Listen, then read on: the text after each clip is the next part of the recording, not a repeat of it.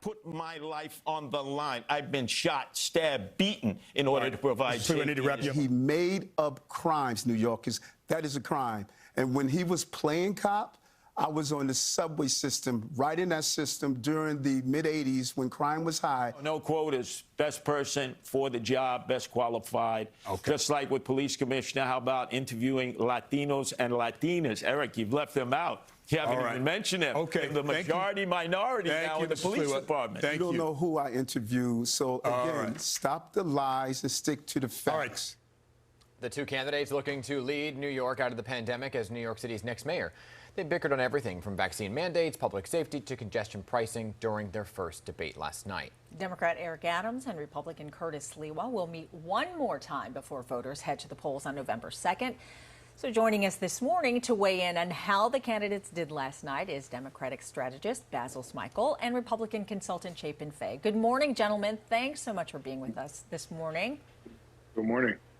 So let's start out from the beginning. The debate started with both candidates bickering over the latest vaccine mandate. Adams is in favor of the mandate, just not exactly the way it was presented, while Sliwa pointed out that we're punishing the frontline workers that we once hailed as heroes. So, Basil, which position do you think resonated most with New York voters? Well, the position that Governor Kathy Hochul shares, which is that, we need to be expanding these mandates, get people back to work, make sure that restaurants people can patronize restaurants. And, there seems to be a tremendous amount of support for that. And in many ways, New York City is leading the country in how it has rolled out these mandates. You saw even the president some weeks ago take a firmer stance on this. So not only is, I think, Eric Adams' policy in line with other Democrats, it seems to be where most voters are leaning as well. So, there were also several questions on public safety and police tactics. Both candidates say they would bring back some form of controversial stop and frisk. I want to play a clip and then get your reaction here. I suggest that it be used, especially in areas where there is gang activity, gang wars, constant shootings, constant gun activity, that it be at least utilized by police officers. I protected black and brown and low-income New Yorkers as a police officer when I was fighting for reform, testifying in federal court about the overuse of stop and frisk, Floyd versus New York City Police Department. All right, so Chapin, let me bring you in here because Sliwa also used the term law and order, right? He has said this numerous times throughout his campaign, and really he seems to be zeroing in as his primary issue. Is that term law and order a direct appeal to his Republican base? Do you think his answers here would have helped him last night? I think it's an appeal to everyone. I think it's one of the top issues in voters' minds as crime, sort of runs out of control in New York City. But I also think, Curtis Sliwa is somewhat of a one-issue candidate, having been best known for founding the Guardian Angels and the vigilante anti-crime group. And when the Democrats nominated a moderate former police officer, I think his path almost evaporated.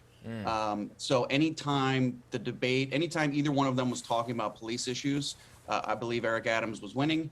And Eric Adams' line about how Curtis was playing cop while he was actually a police officer, I think that was devastating. Yeah, another hot topic, the crisis at Rikers, a big topic here in the city, also led to a surprising response from Curtis Sliwa, who said he would actually move to Rikers Island on his first day in office to oversee the city's handling of the issues. Basil, what were your thoughts about when he said that, when you heard him say that?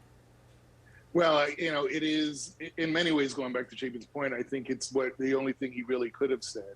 He's clearly taking a position in support of law enforcement, in support of the correction officers. Not to say that Eric Adams doesn't believe that or feel the same way, but on the Democratic agenda, there is a lot more to be said about what's happening at Rikers Island. He's sort of in a place where you have one wing of the party, if you will, a lot of members in the party saying we need to close it all together and just kind of rethink criminal justice and incarceration. On the other hand, there are others saying, well, we still need to have some form of prison system, and maybe the detention center per borough is an important compromise. So I think Eric Adams answered it in the best way that he could, sort of, a more moderate sort of middle view. Yeah. But I think Curtis Sliwa did exactly what he's supposed to do, which is take a much